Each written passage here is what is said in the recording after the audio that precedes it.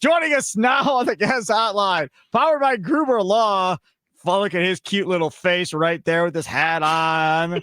Right there on X and on YouTube. He is Andy Herman of the Pack a Day podcast. Andy, how are you doing, buddy?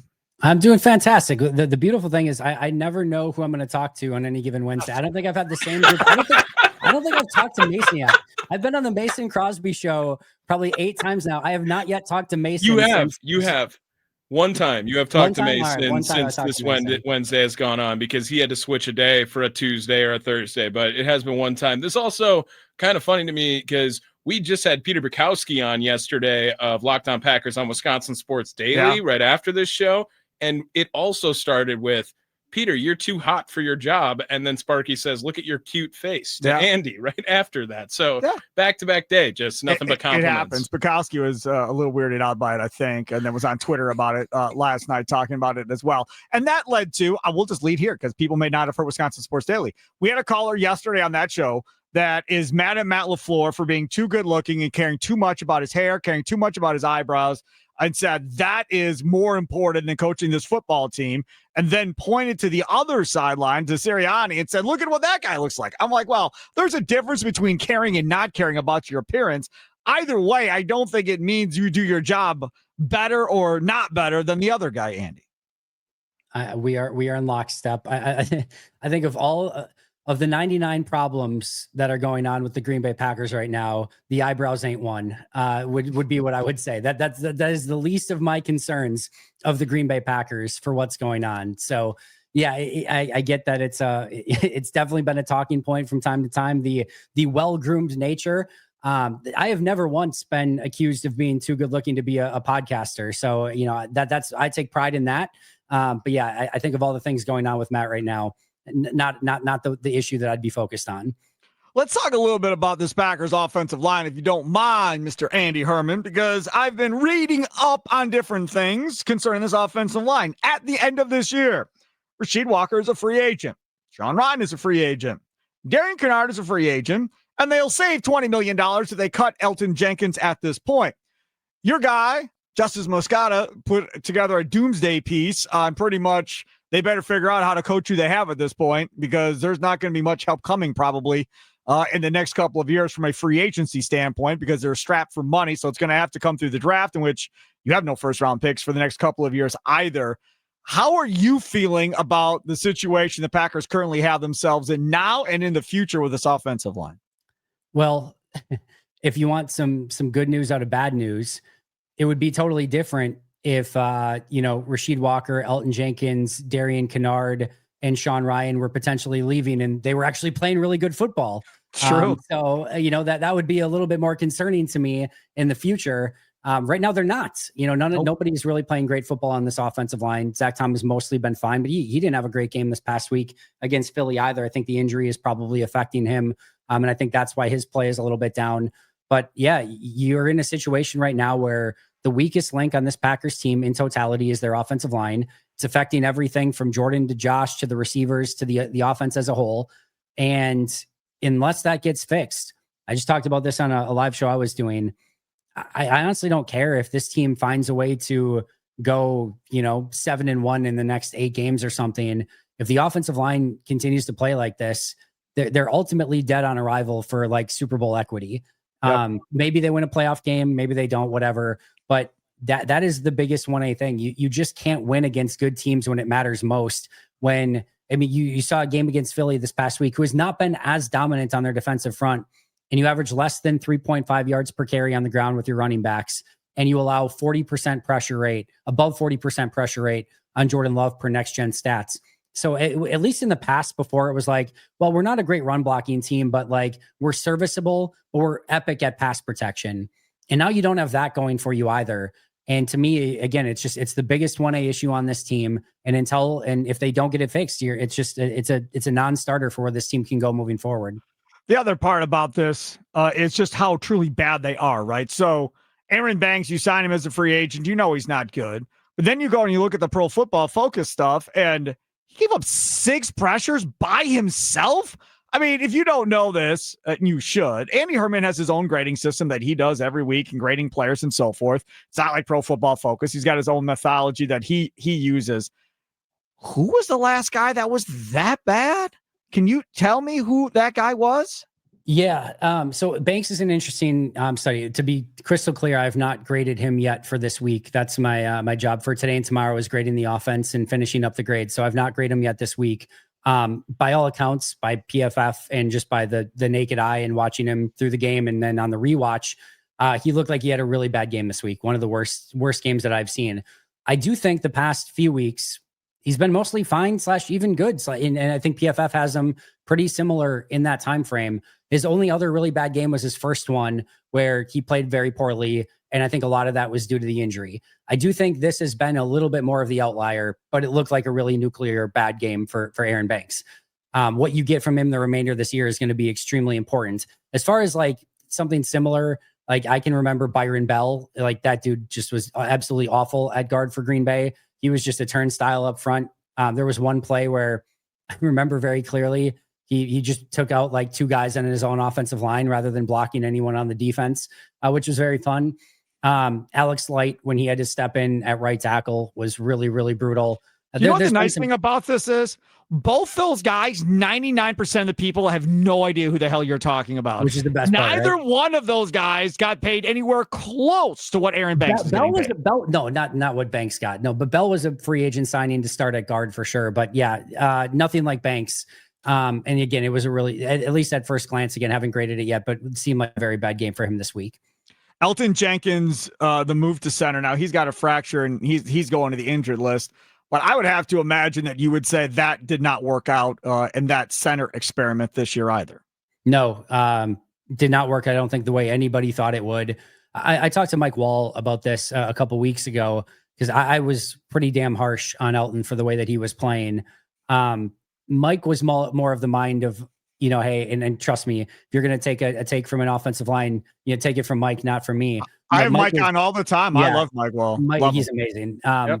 Mike was more of the mind of like, hey, get him back to guard. And I think that's going to fix some things.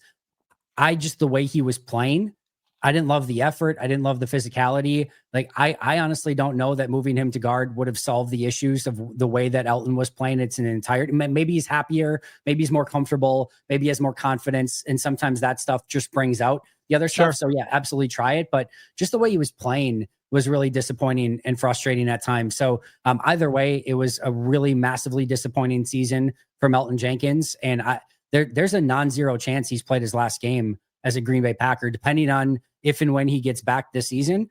If he does not get back in time for when, you know, Green Bay is competing, but by the time they're eliminated or whatever, I'd be pretty stunned at the moment if Elton's back next year.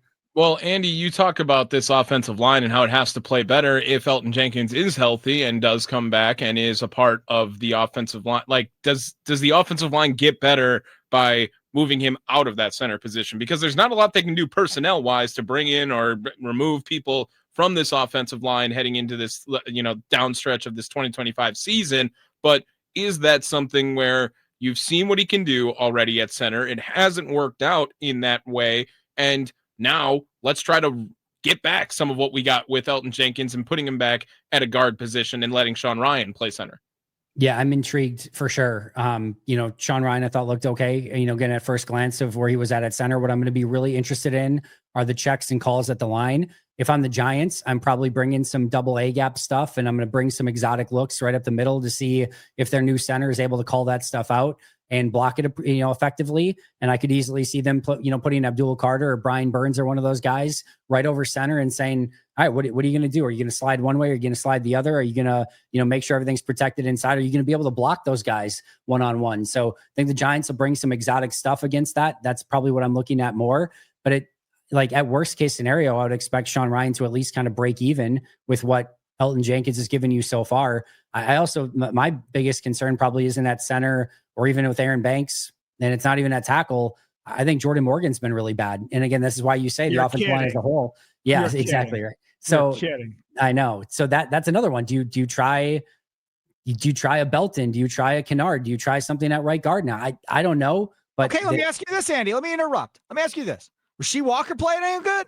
Because Is there a world in where they say to hell with this? Like, this kid's going to be left tackle next year. We're not bringing back Rasheed Walker. We know this. He's not playing well enough to really justify having to play at left tackle at this point. Do they just slide him over to left tackle at some point and then put Belton in at right guard and go from there and start getting ready for next year and see if Jordan Morgan really is the answer at left tackle? Because me personally, I don't want to go into next year. He's the starting left tackle, and he's barely played any snaps at left tackle in the regular season.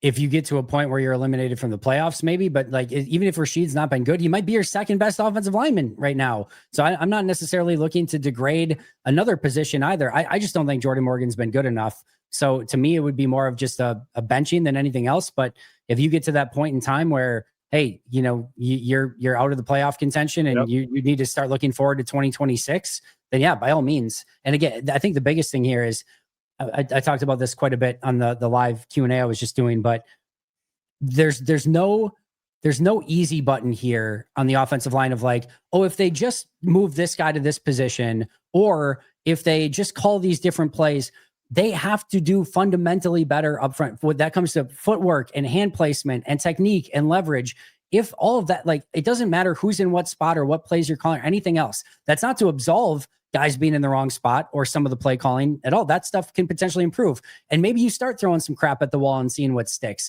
I'm all for it. I'm cool with it. But at the end of the day, you have to be able to just fundamentally block better up front. And if you don't, you're in a world of hurt.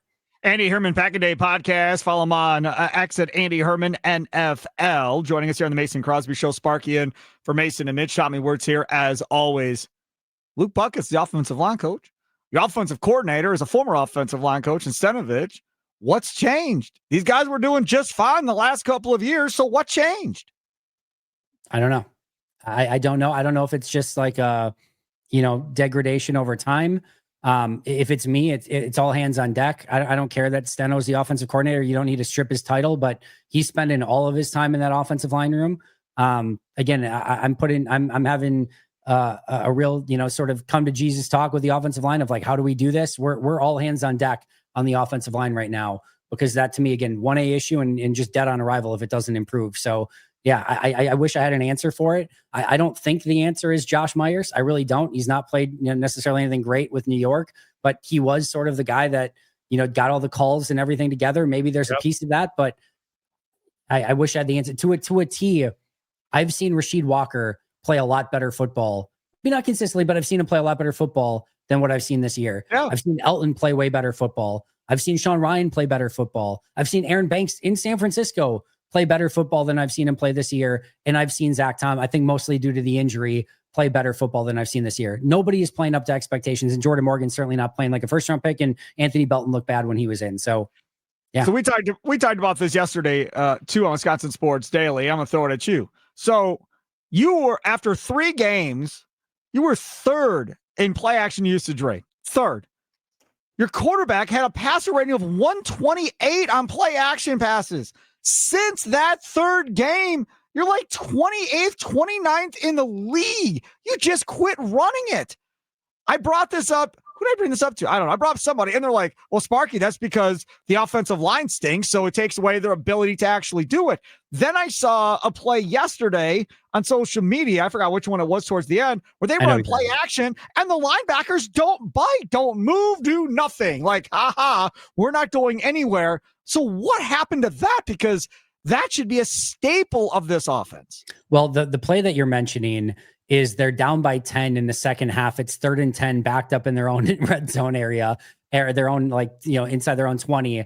And they do a fake play. And it was the funniest thing in the world. You're 3rd and 10. There's like 8 minutes left in the game. I think less, maybe 6 minutes left in the game. You're down by 10. You're not running the football. So yeah, nobody's going to buy it. And of course that play worked. That's the big play. I think Christian over the middle of the field, but there is a piece of that where linebackers right now are just staying back and say, you're not getting past our front 4. Why am I overcommitting and sprinting to a spot to stop the run when we know you want to pass anyway? Even if you hand it off, and even if I'm a little bit late getting there, you're going to get like 3 or 4 yards. If I overcommit and play to your run, you might get 15, 20, 30 yards off of a play action because I overcommitted to trying to stop what would have been your 3-yard run play anyway. So you're screwed because of run blocking more than anything. I'm sorry, say it again. So you're screwed because of run blocking. That's essentially what's led to this. However, especially early in game, and not when it's 3rd and 10 late in games and things like that, they've still been super effective in play action. And we saw it last week. They would have had another big one if not for an illegal alignment where you covered up your, 6th offensive lineman on that play. They would have had another deep one to Christian Watson that was off of play action. Right. So it's still early in games and mid games when it's not like a 3rd and 10. And even that one worked. It's still working for you. And they still went away from it at a completely asinine level that doesn't make any sort of sense. So, there's a reason why defenses aren't reacting to it the same, but still do it. It's still working. I don't understand why they're not. I feel like I'm one question away from making his face turn red, Tommy. I feel like I'm one question away. He said asinine. This is the most fired up I've ever seen Andy Herman on the radio. He was right there on the edge. Should I try to brighten his mood up a little bit? It's not really. No, I don't want you to brighten his mood up. I'm not done. Stop. So I have another one for you. People want to talk about firing people. Okay. Yeah. And like right now, can you read this? Can you read in the Dugout YouTube chat the Fire Matt LaFleur one? This one? Yeah, read that one. Fire MLF people act like this isn't the 7th year of mediocre coaching. Okay, you're wrong. He's got double-digit wins in how many seasons? Stop with the mediocre coaching crap. But this is what I will say.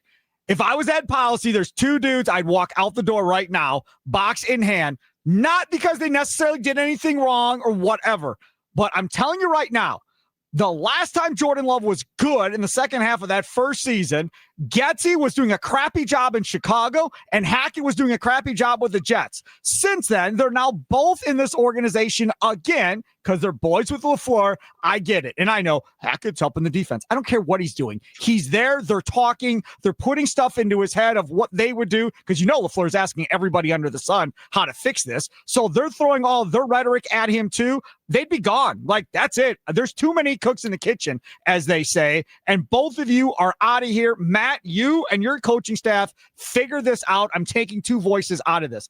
If I was Ed Policy or Brian Gutekunst, that's where I'd start before I'd start doing anything else. I thought you were going Wes Hodkiewicz for the first one. Get him out of there. I love Wes Hod, man. Leave Wes Hod alone. He's a short guy like me. We get together. It's okay. Wes is the absolute best. So yes, I would. That's probably again 99 problems. Getsy probably not one. Hackett's not even on their coaching. If you go to like their coaching staff on their website, yeah, he's a defensive consultant or something. Yeah, he's not even on there. Yeah. So to me, again, I'm going to sound like a broken record, but offensively, like to me, Butkus is probably 1A on the list of like watch out like that the offensive line. No, the only thing I can judge assistant coaches off of, because we're not there to watch, the practice where like the actual stuff is taking place. We don't get to be in team meetings. I have no idea. All I can judge on is how many of your players are above expectations, how many are meeting, how many are below, and how many are well below. You have a whole offensive line of playing below or well below expectations. That to me is an indictment of your offensive line coach in that situation. So he's 1A. And while again, I don't expect anything to happen, I still think the special teams, even though they were fine this past week, is probably an indictment still of not Rich Bisaccia hasn't changed anything from a culture or overall special team standpoint. Part of it's not on him. You literally don't have a guy who can return punts on the team. You have 2 kickers. One of them you don't use when, even the other guy's not healthy, and you don't have a single guy who can return punts. So it's not all on Rich by any means, but I would say those would be probably the 2 that would be at the top of my list. Go ahead, Tommy. Say something happy. Andy, have you ever been more right about a take than Jaire Alexander in your life? Because I put you out there in the Twitterverse, as we all remember, on when Jaire was talking last offseason about returning back to Green Bay, or there was a Domofsky report, I believe it was, about the possibility of returning back to Green Bay. And I tweeted at you asking what are the chances that happens, and you have the famous 0.01% in which everyone lost their mind, including me. And then Andy, he's about to retire like the next season. Like, I mean, kudos to you for being just all over it on Jaire. I just wanted you to have a little victory lap as you can. I appreciate that. The one thing I will say, I didn't ever think he was going to be back in Green Bay. Was cheering for him in Baltimore because I thought that was a great situation for him. College teammates with Lamar Jackson, wanted to see him get his career back on track. Not maybe the same in Philly. Didn't necessarily want him to come in and at least the first game against Green Bay, coming in out. That's a team that's obviously competing with Green Bay right now. But it's a bummer that it didn't work out for him. Everything from that shoulder injury on just felt like it literally felt like that shoulder separation, that big injury that he had was just a moment where everything changed for him. He didn't have the same tenacity after that, didn't have the same tackling ability. Then you had the captain's thing where it just felt like, if you remember at that time, the Packers said it was the suspension, not just for that, but for an accumulation of events that led up until that point. And that was sort of the final tipping point. What I loved about that suspension, not to spend too much time on this, but what I loved about that suspension is after it really felt like the Packers learned something from it. It felt like Jaire learned something from it. And from the rest of that season, it felt like, all right, that feels like it's in a good spot. I think everyone got better by utilizing that 1-game suspension. And then it came back the next year and everything kind of just, it just never got to that point again. I hope for him, by stepping away, he can find whatever clarity that he needs. I'm a huge supporter and advocate for mental health. I think that's the most important thing. But I appreciate the victory lap or whatever, but the biggest thing is hopefully he's doing all right. So you're a big supporter of mental health, Andy Herman. One last one for you. Are we all going to be in a better mindset after Sunday's game against the Giants? Am I going to be happy on the Green Bay Football Post-Game Show with Tommy Wirtz after the game on Sunday in New York against the Giants? Or am I going to be needing some help? Let me throw one back at you. What would it take for you in this game to be happy following that game? A win. Oh, no, that's not it. It's a 14-point. I mean, you can't have expectations of anything close to that after this. I'm saying what would make you happy, not satisfied. Expectations is like, just win the damn game. But like to make people happy out of this game, to make people like legitimately happy, like I think it might be like a 3-score win. I think that's possible because they're all going to say it's whether it's possible or not. I'm not setting the expectation for that. Let me be very clear. I think this is a grinded out win by 3 kind of game. If you can get out of there with a win, I really do. But I'm saying in order for people to be happy coming out of this game, I think you're like, even if they win by like 10, and for the most part, people are going to be like, yeah, but this still went wrong. And you're still, 1-3 in your life. That's what they're going to say regardless. Exactly. Yes. So for people, I'm not saying you in particular, but for people to be happy, I bet it takes at least like a 3-score win in order for happiness to take place. I don't think happiness will be back with this Packer fan base until they beat the Lions on Thanksgiving. Then you'll start to get people back on the happy bandwagon of, okay, this team can make a run now. They figured things out. Until then, these next 2 weeks, it's not going to matter. They want to see them beat the Lions, I'm sure, get back in front in this division. And don't you dare lose a game to the Chicago Bears, Packers. Don't you dare lose to Caleb Williams. They were 2-0 on top of the world, just acquired Micah Parsons, had beat the Detroit Lions and Washington Commanders. Yep. And there were like not one, multiple people on social media. And I get it's maybe the loud minority. It was the loud minority, whatever. There are people saying you've got to get rid of Matt so that Jeff Hafley can be the head coach of this team. Right. Like that's like you were 2-0 top of the world. Everything was peachy and everyone's still like, yeah, Jeff should be the head coach of this team. It's like the level of absurdity that there needs to be for happiness is the bar is insanely high right now. I agree with you on that. He is Andy Herman, Pack a Day Podcast. Great stuff there. Follow him on Twitter at Andy Herman NFL. Andy, thanks so much for coming on, buddy. I appreciate it. Appreciate you guys. Have a good one. Good luck to whoever's on with you next Wednesday. He joins us here on the guest hotline, powered by Gruber Law. One call. That's kind of weird for Andy Herman. You never know who you're going to end up with on a given Wednesday. It's just a rotation of people. That's my life. Andy just lives my life. Right. You work with everybody. You've never worked with Trevor, and you're with Trevor now the next 3 shows in the morning on Inside Wisconsin Sports. I just work with everyone and try to be as adaptable as possible. And Andy Herman, if nothing else, adaptable. Yes, very adaptable. Coming up next, we'll switch gears back to the Milwaukee Brewers. GM meetings are going on. Rumors flying everywhere about every team, including your Milwaukee Brewers. We'll talk about that straight ahead. Mason Crosby Show presented by Verizon, the official 5G network of the Green Bay Packers. Live from the Wisconsin Sports Radio Network studios, powered by the Potawatomi Sportsbook.